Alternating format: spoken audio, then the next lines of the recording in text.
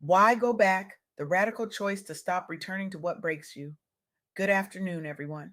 I recently had the privilege of sitting down with Sheila Calvin, an author, speaker, and survivor whose work is reshaping how we think about trauma, healing, and the courage it takes to choose yourself.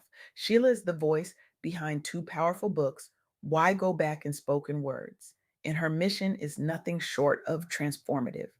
She is teaching survivors, especially Black women and children, that love is not a fist, that silence is not safety, and that your voice, your story, your softness can coexist with your scars.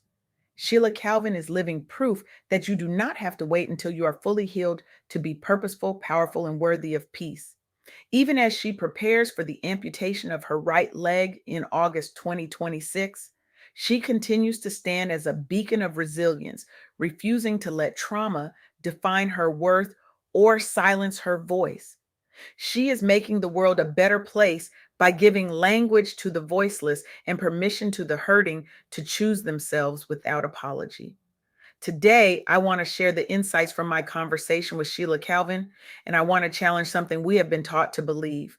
We live in a world that tells us healing is linear, that you must be whole before you can be helpful, that you must be fixed before you can be free, that you must hide your wounds before you can lead, build, or speak.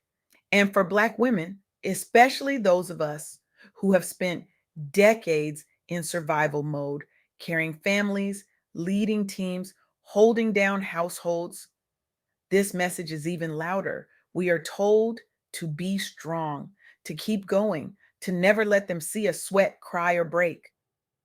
But what if that is the very thing keeping us trapped? What if the belief that we must be healed before we are worthy is the reason so many of us are still going back to people, to patterns, to pain that we know is breaking us down? Sheila Calvin asked me a question during our interview that I want to ask you today. Why go back? Why do we go back to relationships that harm us? Why do we go back to silence when our voices could save someone else? Why do we go back to the cape, the hustle, the grind, when our bodies, our spirits, our hearts are begging us to rest? Sheila shared with me that healing from abuse and trauma is not a clean, linear process. And you can still be in an active, painful chapter of your story and still be powerful, worthy, and purposeful. She is living this truth right now. She is facing the reality that she will have her right leg amputated in August 2026. And yet, in the midst of that, she is an author, a speaker, and a voice for others who are living through their own storms. Her message is that your softness and your strength can coexist with your open wounds. You do not have to hide your scars to deserve love, success, or peace. Let me say that again. You do not have to hide your scars to deserve love, success, or peace. This is a radical idea in a culture that romanticizes strength and demonizes vulnerability, especially for Black women. We are expected to be superhuman, to endure, to carry, to never complain. And when we do break, when we do cry, when we do ask for help, we are told we are weak. We are told we are too much. We are told to get it together. But Sheila Calvin is challenging that narrative. She is saying that your trauma does not disqualify you, it can refine your purpose. Even if you are still in the thick of your healing, physically, emotionally, spiritually, you are not less than. Your story, including the parts you never asked for, can fuel your calling as a leader, entrepreneur, or creative. You do not have to wait for a perfect version of yourself to start walking in purpose. Let me tell you about Beverly Gooden.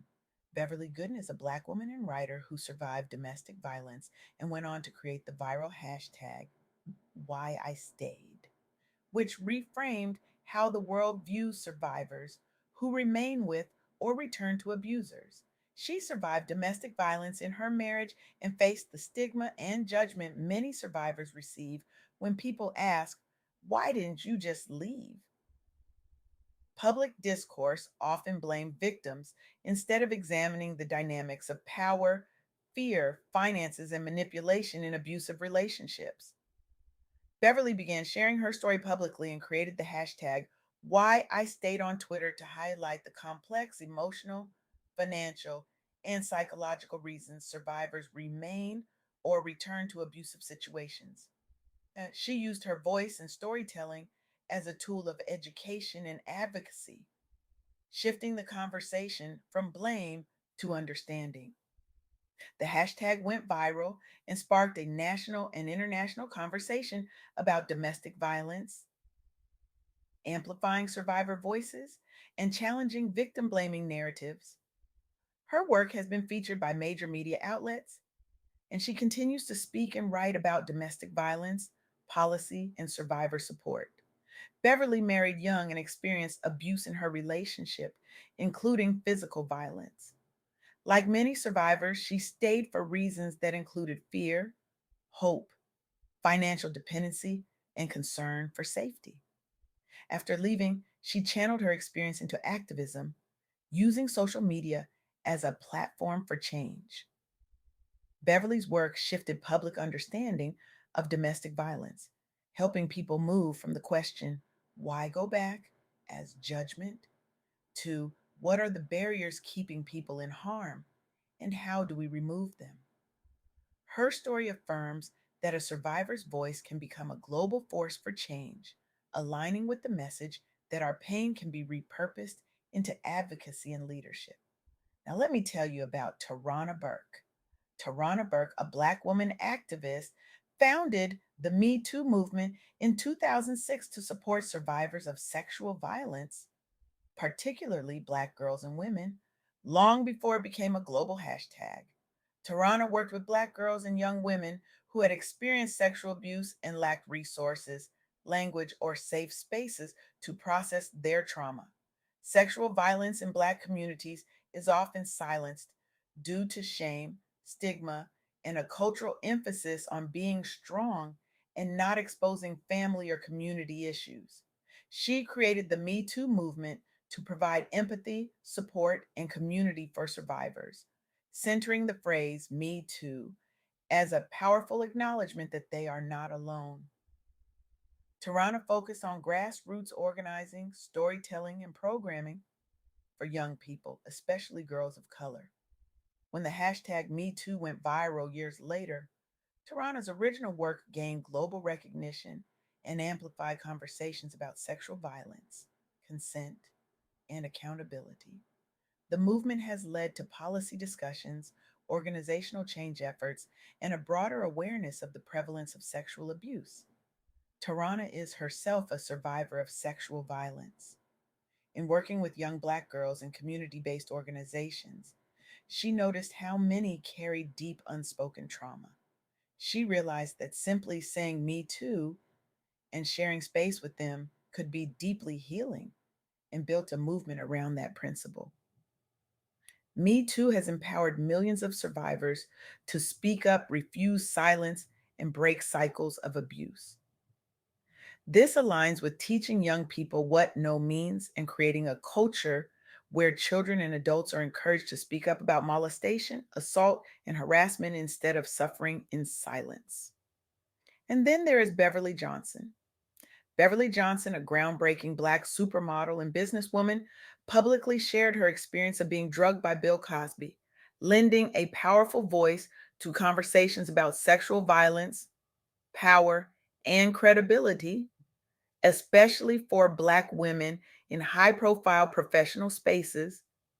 As a pioneering Black model and entrepreneur, Beverly navigated an industry that often objectified women and minimized their safety and agency.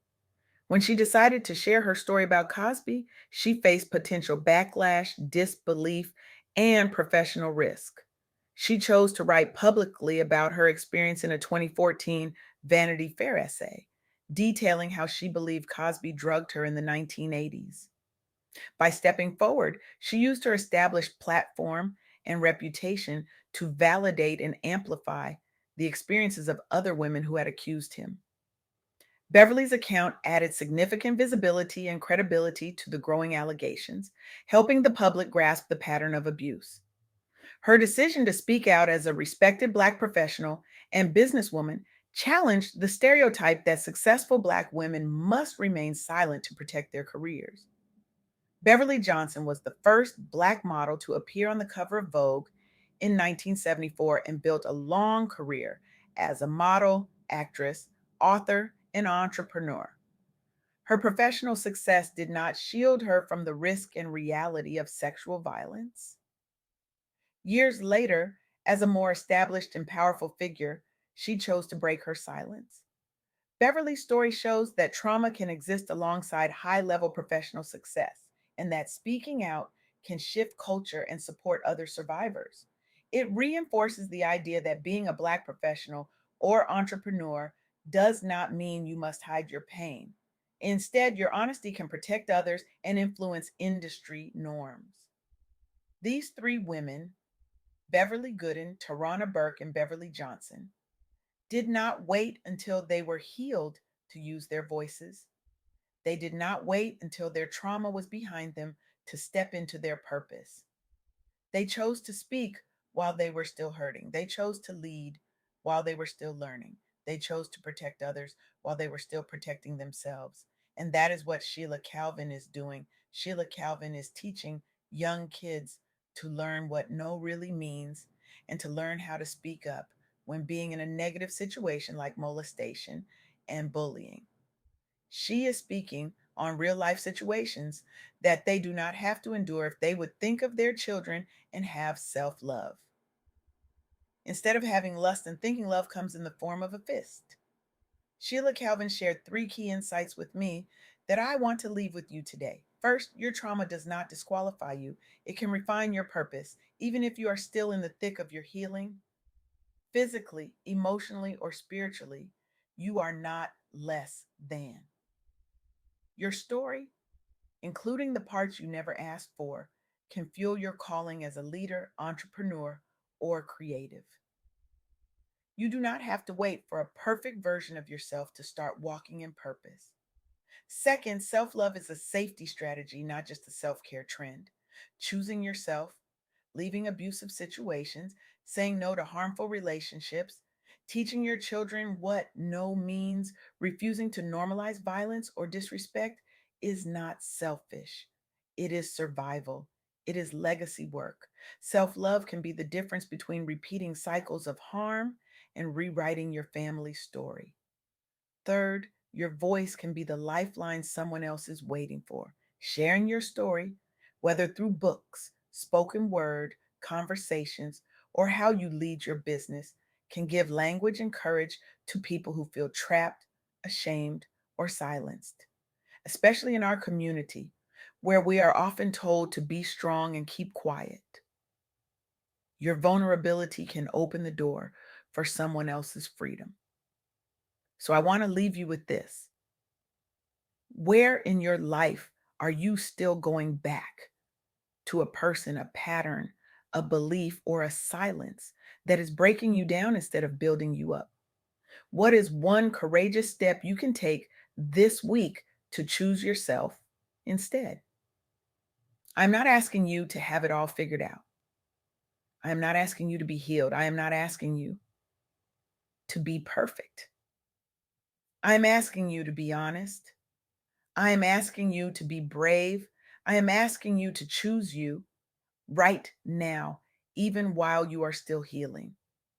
Identify one area where you are tolerating emotional, physical, or spiritual harm at home, in relationships, in business, or even in how you talk to yourself.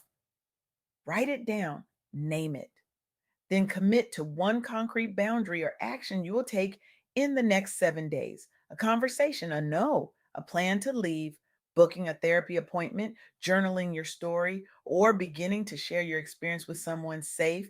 Your beginning is not your ending. You are allowed to choose you right now, even while you are still healing. Because the truth is, the world does not need you to be perfect. The world needs you to be free. The world needs you to stop going back. The world needs you to choose softness, choose safety, choose yourself. And when you do, you will not only change your own life, you will change the lives of everyone watching you, your children, your friends, your community, your legacy. So stop going back, start going forward, and watch what happens when you finally choose you. Thank you